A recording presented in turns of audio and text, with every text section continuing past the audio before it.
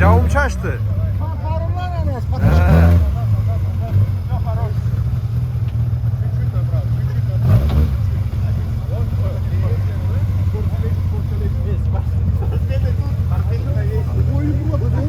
Ne? He.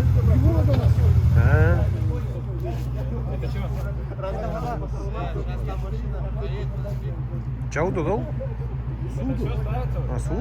Bu su çapan su bakın.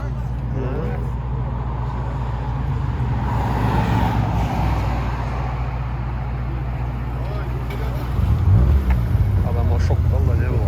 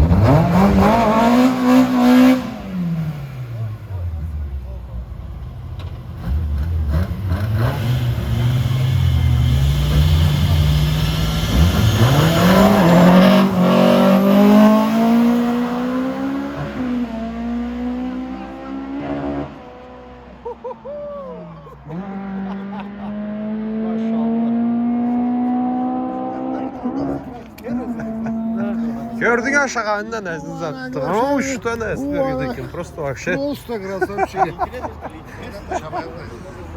Yine de çok işte temizledin. Hayır uzarıp da любой duracak zaten yani. Baş uçup gitti.